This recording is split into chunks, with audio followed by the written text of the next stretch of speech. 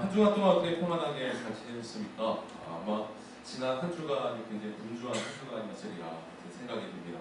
우리 학생들도 시험 봤을 텐데 수고 너무 많으셨습니다. 한 학기 동안 수고했던 결실들을 잘 맺어갔으면 좋겠습니다. 날씨가 계속 무더워지고 있는데 우리 직장생활 하시는 우리 친구들도 힘내셔서 조금씩 휴가가 오겠죠. 힘내셔서 재충전하시는 교육을 마련하시기를 바랍니다. 오늘은 이렇게 함께 인사합시다. 우리 옆에 지체들과 하나님의 평안이 함께 하시기 바랍니다. 인사하겠습니다.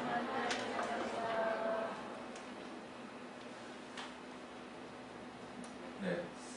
근데 하여튼 뭐 가는 날이 장날이라고 하필이면 오늘 이 지금 프로젝터가 좀 말썽이에요. 그래서 제가 설교 PPT 준비하고 나니까 또 영상 보고 막 이럴 게 있는데 안 보이시는 분들 있죠? 이게 원래 여기가 그동안은 굉장히 칭찬받는 좋은 자리였는데 오늘 굉장히 좀 그렇게 됐어요. 어쨌든 저거를 보시던지 아니면 난 움직이지 않겠다 하시는 분 저 뒤쪽에 있는 걸 어떻게든 보셔야 될 것 같습니다. 이게 참 이 문명의 이 길을 이용한다는 게 굉장히 좋지만 이 전원 하나 안 들어오는 것 때문에 이런 불편을 겪기도 하는 것 같아요. 그래도 무엇이 중요하겠습니까? 무엇이 중요합니까? 무엇이 더 중요하겠습니까? 그 말씀 듣고 그 마음에 중심을 두는 것이 훨씬 더 중요한 일인 줄 믿습니다. 자, 오늘은 다시 진여맨 세 번째 우리 마지막 시간입니다. 제가 첫 번째, 두 번째 이야기를 통해서 하려고 했던 말을 한 문장으로 요약할 수 있습니다. 뭐냐면 믿음은 하나님의 사랑에 반응할 때 시작된다입니다. 복잡하지 않죠. 그러니까 믿음은 복음에 대한 반응이 바로 믿음이다. 이렇게 이야기할 수 있습니다. 자, 그럼 오늘 이제 그 다음에 이야기를 할 텐데 여러분 제가 믿었어요. 오케이, 다 좋습니다. 제가 그 반응에, 그 사랑에 반응하겠습니다. 제가 이제 그리스도인으로 사는데, 그럼 뭡니까? 그 믿음의 반응에서 사는 것이 뭐 어떻게 하자는 겁니까? 좀 이런 이야기를 오늘 좀 나눠보고 싶습니다. 뭐 어떻게 하자는 것이. 그런데 사실 오늘 설교 제목에 이미 제가 할 이야기가 다 담겨져 있습니다. 오늘 설교 제목이 뭡니까? 보이시죠? 주모에도 나와 있으니까 한번 같이 좀 읽어보세요. 자, 시작! 맞습니다. 그럼 믿음으로 사는 게 뭐냐? 지금까지 뭐 복잡하게 뭐 많은 이야기들을 했는데 그럼 뭐 어떻게 하자는 거냐? 뭘 어떻게 합니까? 그냥 사는 거죠. 믿음으로 산다라고 하는 것은 뭐 그렇게 거창한 게 아닙니다. 그냥 사는 것이죠. 아마 제가 자꾸 요 근래 들어서 이렇게 영화 예를 든 영화는 너무 옛날 영화들이라 좀 그런데 쉰들러 리스트라고 하는 영화가 있습니다. 들어보신 분들 많이 있을 겁니다. 이 영화가 2차 세계대전 당시에 그 나치에 의해서 잔행되었던 그 홀로코스트를 배경으로 하고 있습니다. 그런데 이 영화는 이제 실제 실화를 이제 배경으로 만들어진 영화인데 저 쉰들러라고 하는 사람이 있습니다. 근데 이 사람은 군수업체 사장이에요. 그러니까 전쟁이 났으면 이 사람에게는 완전히 호기인 거죠. 그러니까 전쟁이 이 사람에게는 돈을 벌 수 있는 아주 좋은 기회였던 겁니다. 자, 그래서 이제 돈을 벌기 위해서 뭐 이 사람 저 사람들 만나고 이제 장교들도 만나고 막 이랬는데 어떤 일을 계기로 해서 내가 이 일을 해서는 안 되겠다. 그래서 유태인들을 살려야 되겠다. 지금 막 수용소에 강제 수용당하고 그냥 죽어나가는 이 유태인들을 살려야 되겠다라고 하는 삶의 목적이 바뀐 어떤 일이 있었습니다. 자, 그래서 이 쉰들러에 의해서 살아난 사람들의 리스트라고 하여서 이제 쉰들러 리스트인 거죠. 그러니까 쉰들러가 이 사람들을 빼내서 살려낸 사람들의 리스트에서 쉰들러 리스트가 있는 이 영화의 제목입니다. 여러분 쉰들러를 변화시킨 계기가 되는 장면이 있는데 보여주시죠. 바로 이 장면입니다. 굉장히 좀 인상 깊어요. 이 쉰들러 리스트는 흑백 영화입니다. 이 흑백 영화인데 아주 중요하다라고 생각되는 그 몇 장면만 이제 칼라로 이제 이 감독이 스티븐 스필버그 감독이 이제 칼라로 표현을 하는데 이 쉰들러가 이제 어떤 장교가 막 이야기를 하는 중에 저 여자 아이가 이제 수용소에 끌려가는 거예요. 이제 끌려가는데 저 아이만 이 빨간색 옷을 입은 이 여자 아이만 칼라로 이제 이 영화를 이제 편집을 했던 거죠. 그래서 이 아이가 어디로 이렇게 막 가는 걸 봅니다. 근데 쉰들러가 딱 그 아이의 꽂죠. 그 빨간 옷에 딱 꽂죠. 근데 저 아이가 이렇게 딱 지나가는데 조금 후에 저 아이가 저 오른쪽에 나온 것처럼 술에 실려서 그러니까 죽어서 나온 거죠. 그러니까 쉰들러가 거기에서 이제 충격을 받았던 거예요. 내가 지금 이 하려고 하는 일이 정말로 해도 괜찮은 일인가? 하는 막 이런 회의감도 들고 말이죠. 그러니까 거기에서 뭔가의 깨달음을 얻었던 거죠. 자, 그래서 이제는 내가 이 전쟁으로 돈을 벌 게 아니라 이 사람들을 내가 어떻게 해서든지 살려야 되겠다 라고 하는 생각을 품게 되었던 겁니다. 자, 그래서 돈을 벌려고 했던 목적이 아니라 이제는 자기의 모든 돈을 다 들여서 폴란드에 살고 있는 유태인들을 내가 살려야 되겠다고 해서 이 사람들을 빼내는 거예요. 그래서 저 사람이 이제 군수 공장을 갖고 있었으니까 그 공장에 유대인들을 고용하는 거예요. 그러면 이제 이 사람들은 당장 죽음에서는 이제 보호받을 수 있으니까 이 사람들이 이제 돈 주고 유태인들을 내가 고용하겠다라고 해서 그 고용하는 그 증명하는 그 서류에 도장을 딱 찍어줘서 이 사람이 그걸 갖고 있으면 이제 그 사람이 사는 거예요. 그렇게 이제 쉰들러 리스트가 작성이 되는데 그렇게 해서 살린 숫자가 1100명이었어요. 1100명. 자, 그런데 이 영화의 끝부분에서 이 쉰들러가 하는 이야기가 이렇습니다. 그러니까 이제 이 마지막 자기가 살렸던 1100명의 이제 그 사람들과 다 이제 마주대야 하는데 전쟁이 결국 이제 독일이 졌잖아요. 자, 그래서 이제 저 사람도 어쨌든 군수공장 사장으로 등록이 되었었기 때문에 이제 피난을 가야 하는 상황이 지금 됐던 거예요. 그래서 이제 이 사람들과 마지막 이제 만남을 이제 하는 거죠. 그러면서 막 이제 이야기를 하면서 이제 딱 떠나는데 저 사람이 마지막에 하는 말이 저거 더 구원할 수도 있었어요. 그러면서 이제 자신을 막 자책하는 거예요. 자기 여기 달고 있었던 이 배지를 보면서 이 배지 하나를 내가 팔았으면 내가 한 명은 더 구했을 텐데. 그리고 이제 타고 가려는 자동차를 보면서 내가 이거 팔았으면 이거 내가 누구한테 팔았으면 한 두세 명은 더 살릴 수 있었을 텐데 하면서 거기서 막 오열하는 장면이 나옵니다. 자책을 하는 거죠. 여러분 쉰들러는 원래 전쟁을 통해서 큰 돈을 벌고자 했었습니다. 근데 저 빨간 옷을 입은 저 아이를 본 것이 계기가 되어서 내가 다른 삶의 목적을 가져야 되겠다라고 하는 생각을 품게 되었던 것이죠. 그래서 생명을 살리는 사람으로 변화가 되었던 것입니다. 여러분 저는 그리스도인이 되는 과정이 바로 이와 같다고 생각합니다. 여러분 쉰들러는 뭐 그냥 쉰들러였어요. 그런데 그 빨간 옷을 입은 아이를 본 것이 계기가 되어서 다른 삶을 살아가게 된 것이었죠. 여러분 우리도 마찬가지입니다. 우리도 하나님을 알지 못하는 그냥 일반인 이렇게 자연인 우리 이렇게 그냥 살고 있다가 어느 날 어느 순간 어떤 계기가 되어서 예수 그리스도의 사랑이 무엇인지를 알게 되는 거죠. 그게 계기가 되는 거죠. 마치 십자가에 달리신 피 흘리신 예수님과 같이. 근데 아마 이 스틸버그 감독도 이제 유대인 감독이죠. 아마 분명히 저는 의도했으리라 생각이 돼요. 어쨌든 이 십자가의 사랑을 우리가 알게 된 것이 계기가 되어서 이제는 뭐 합니까? 뉴라이프. 그러니까 이전과는 다른 새로운 삶을 살기를 시도하면서 살아가는. 여러분 이게 그리스도인의 삶이 아니겠습니까? 그러니까 쉰들러가 변화된 과정이나 그리스도인이 되는 과정이나 사실은 똑같은 것입니다. 여러분 그런데 제가 오늘 하고 싶은 이야기는 이제부터입니다. 여러분 그러나 그리스도인의 삶이 쉰들러와 같이 어떤 큰 일을 이루어야만 하는 것은 아닙니다. 제가 저 쉰들러의 예를 든 것은 그 변화되는 계기가 있었고 그를 통하여서 변화된 삶을 살았다는 것을 이야기하기 위해서지 우리가 그리스도인으로 살면 저 1100명을 구한 삶과 같이 우리도 어떤 거창한 대단한 일을 해야 된다라고 하는 것을 말하려고 하는 것은 아닙니다. 제가 작년부터 지금까지 해왔던 이야기가 있어요. 주장창 했던 이야기. 지금까지. 이게 뭐였습니까? 대강 요약하면 주제들은 뭐 이렇습니다. 죄, 그다음 복음, 구원, 그리고 올해 하나님 나라. 뭐 이런 이야기를 제가 쭉 해왔어요. 사실 쉽지 않죠. 이런 이야기를 1년 반 동안 듣는 것도 사실 쉽지 않아요. 여러분들도 힘들었을 거예요.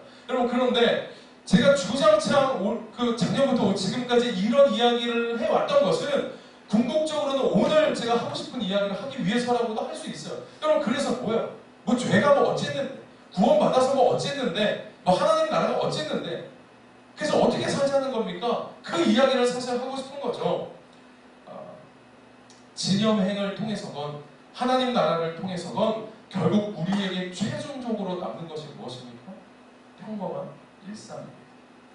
뭐 우리가 그리스도인으로 살기로 작정하면 뭐 쉰들러처럼 그런 일들이 벌어질까요? 아니에요. 여러분 오늘 여러분이 예배를 통해서 은혜 받았다고 해도 내일 딱 가보십시오. 똑같습니다. 평범한 일상을 우리는 살아가는 것이고 쉰들러는 쉰들러예요. 그러니까 영화까지 제작이 된 거고 우리는 그냥 많은 사람들 중에 한 명과 같이 평범한 일상을 우리는 살게 될 것입니다. 제가 앞서 말했듯이 우리가 그리스도인으로 살아가는 것은 쉰들러와 같은 어떤 업적을 바라면서 살아가는 것이 아닙니다. 우리가 변화된 그리스도인으로 살아가는 모습은 매우 평범하죠. 여러분의 삶이 매우 평범하죠. 그리스도인인 내가 살아가는 모습은 매우 평범하고 평범하다 못해 소소하죠. 소소하죠. 심지어는 사소하게도 보일 수 있습니다. 여전히 다니던 직장을 다녀야 하고 여전히 공부하는 사람들은 공부를 해야 하고 만나던 사람들과 관계는 여전히 그렇게 있을 것입니다.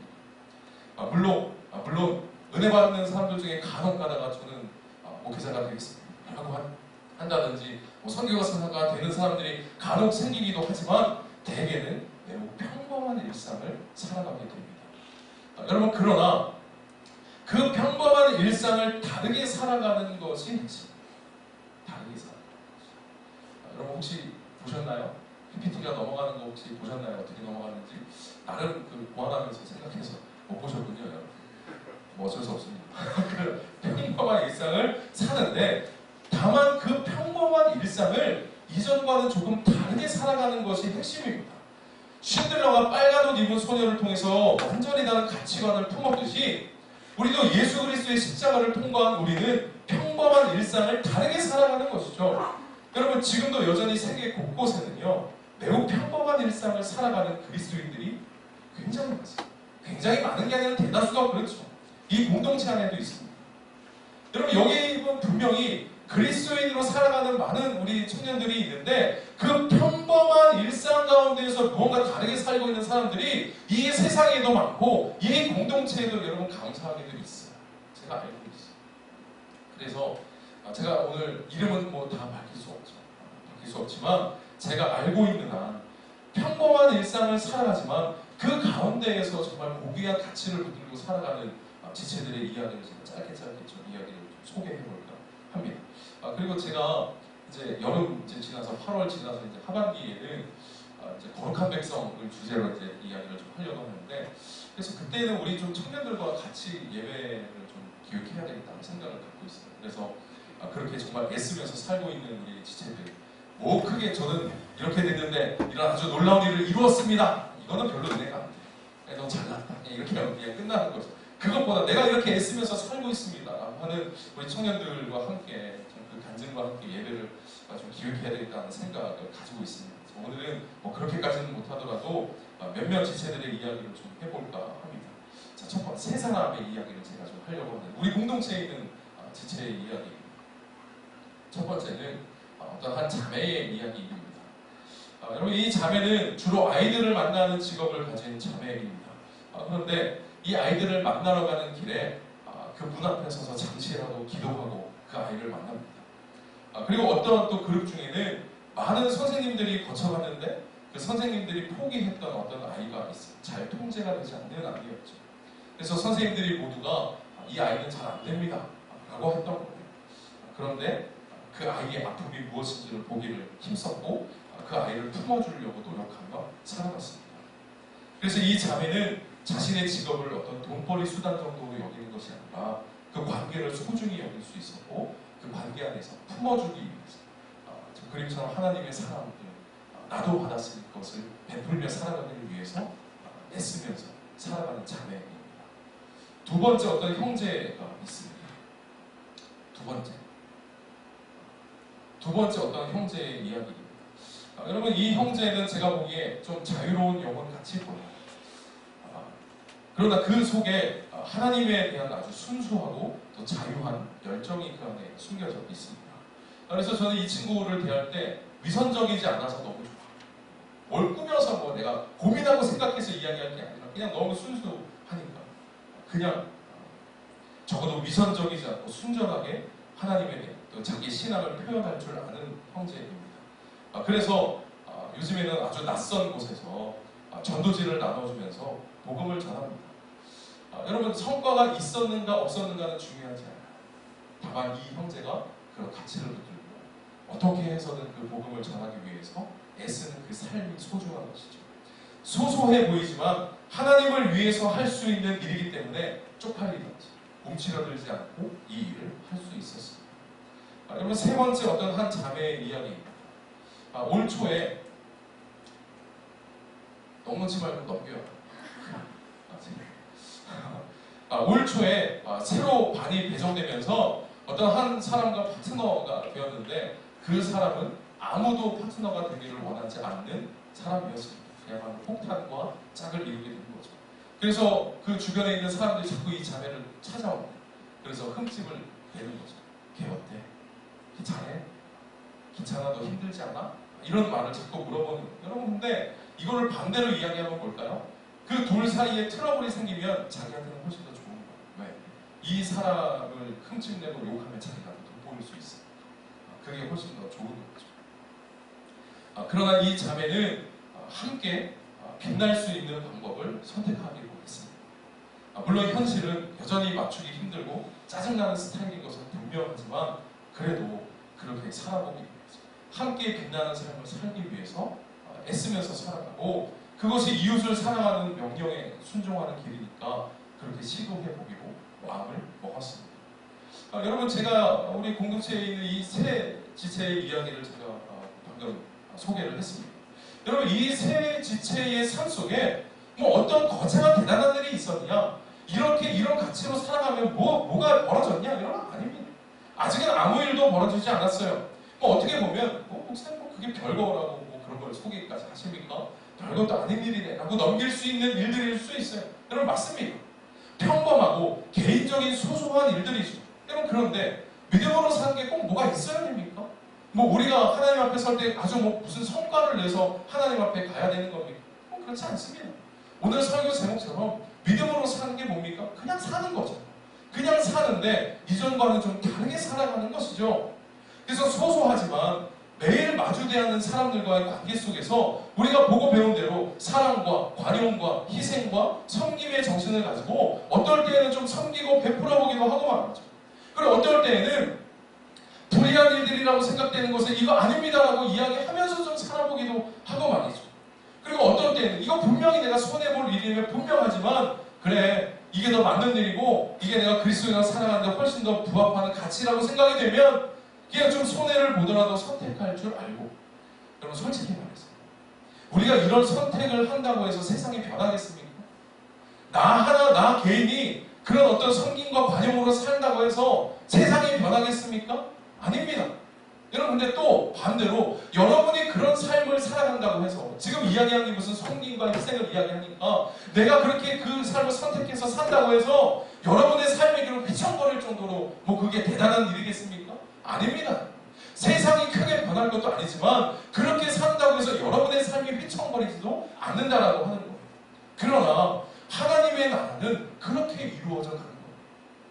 소소하고 아주 평범하지만 나 하나 개인이 그런 삶을 살아가는 것을 통해서 인플루언스 매핑을 형성하는 거예요. 나 하나의 별것 아닌 영향력이 주변에 있는 사람들에게 조금씩 영향을 미치다 보면 이것이 함께 모여서 하나님의 나라를 이루어가는 것이죠.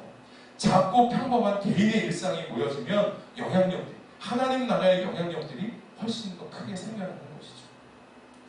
믿음으로 사는 게 뭘까요? 믿음으로 사는 것은 평범한 가운데 하나님 사랑과 이웃 사랑이라고 하는 비범한 가치를 품고 살아가는 거죠. 제가 간혹 설교를 쓰면서 썼지만 참 좋다라고 생각하는 구절들이 몇 구절인데 이 구절도 그 중에 하나예요. 좀 같이 한번 좀 읽어보시죠. 밑에 이 박스에 있는 말을 좀 같이 읽어보시죠. 시작!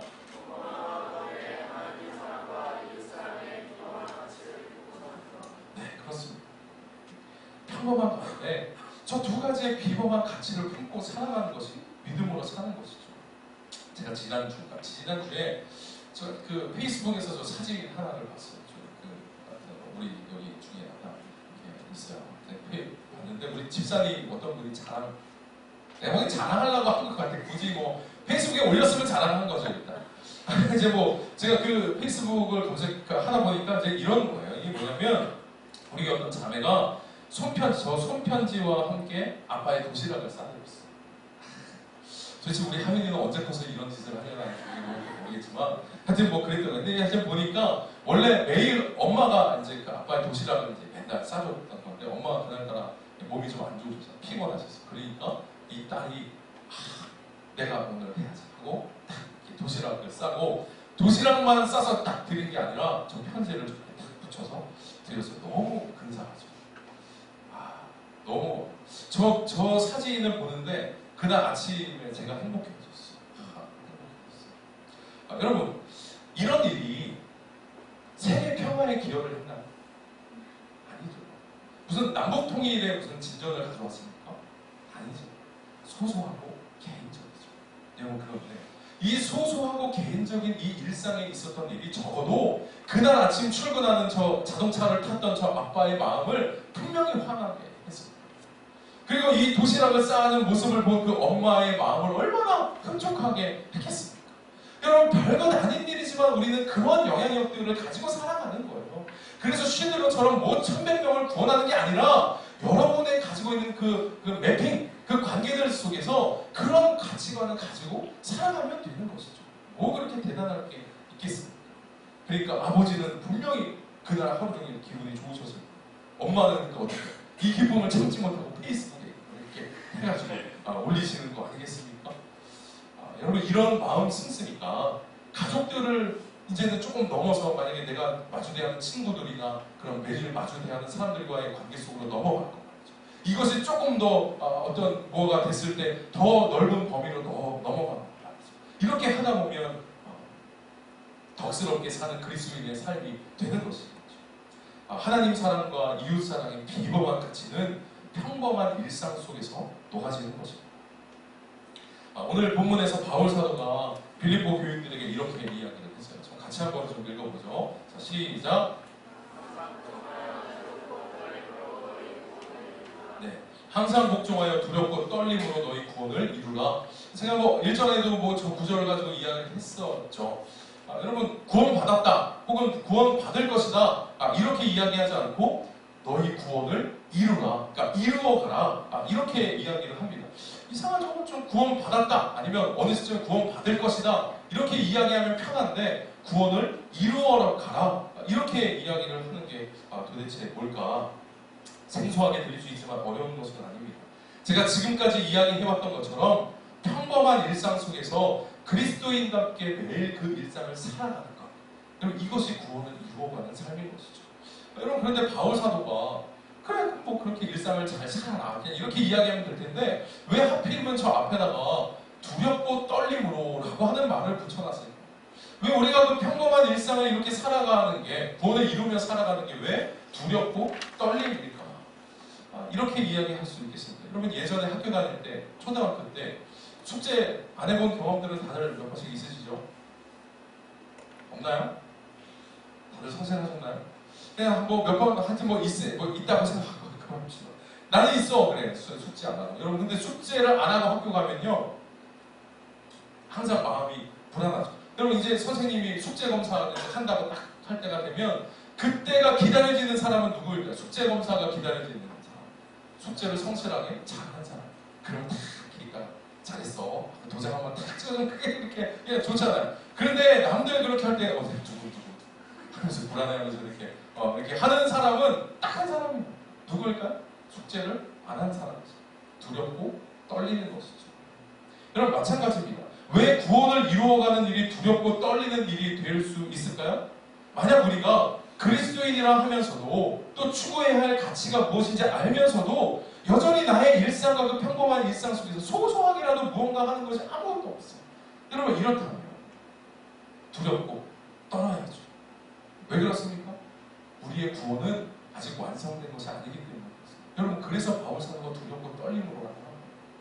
우리가 지금 여러분 착각하지 말아야 할 것이 우리는 아직 구원을 완성시킨 게 아니에요. 여러분, 너무 장담하지 마세요. 너무 장담하지 마세요. 여러분의 삶을 돌아보세요. 그리고 내 일상 가운데 어떤 일들이 벌어지고 있는가. 그게 뭐 거창한 일은 아니라 할지라도 내 일상 가운데 어떤 일이 있는가를 점검해 볼 필요가 있어요. 구원받은 증거가 여러분 무엇인지를 아십니까? 구원받은 증거는 그 사람의 삶 속에 나타납니다. 구원의 증거는 그 사람의 입술 속에서가 아니라 그 사람의 삶 속에 구원의 증거가 나타나는 겁니다. 선생이신 예수님의 제자답게 보고 배운 바를 실천하며 살고 있다면 이 사람의 구원은 견고하게 이루어져 가는 것일 겁니다. 그러나 이와 반대의 경우라면 여전히 하나님의 진노에 대해서 긍휼과 은혜만을 구해야 하는, 그리고 그런 두렵고 떨리는 인생을 살 수밖에 없을 것입니다. 여러분, 오늘 설교를 정리하죠. 여러분, 제가 앞서 말했듯이 우리는 평범하고 일상적인 삶을 살아갑니다. 다만 그 속에서 이전과는 다른 가치를 추구하면서 살아가는 것이죠. 그것이 믿음으로 산다는 말입니다. 제가 바라기는 우리 구마레일교회 청년들이 이런 삶을 살아갔으면 좋겠습니다. 저는 뭐 뭐 했다가 갑자기 뭐 기적적으로 뭐 이런 일이, 물론 여러분 저는 그런 간증도 너무 귀한 간증인데 저는 그것보다 제가 이렇게 힘들지만 애쓰면서 이렇게 살고 있습니다. 복음 굴투하면서 제가 하루하루 이렇게 살고 있고, 이전 같으면 손 올라갔을 일이 그냥 지금 품어주려고 노력하고 있습니다. 이런 간증들이 넘쳐났으면 좋겠어요. 그래서 각 우리 목장들마다 그런 간증들이 좀 생겨났으면 좋겠고, 올해 이제 우리 여름 지나서부터는 제가 아까 말한 대로 거룩한 백성에 대해서 이야기를 할 텐데, 올해 헌신 예배는 아마 그런 간증들로 채워지는 시간이 될 겁니다. 그런데 누구만 하는 게 아니라 여러분 모두가 해야 하는 간증입니다. 짤막한 몇 문장으로 우리가 할 수 있는 간증이 있는데, 그래서 여러분들이 이 하나님 나라의 거룩한 가치를 가지고 제가 이렇게 애쓰며 살고 있습니다 라고 하는 그런 간증들을 함께 좀 나눌 수 있는 기회가 되었으면 좋겠습니다. 그래서 우리 서로의 삶이 좀 도전이 되고 도전을 주는 그런 영적인 분위기들이 형성되는 우리 꿈바라의 교회가 되기를 주님의 이름으로 축원합니다. 잠시 기도하겠습니다.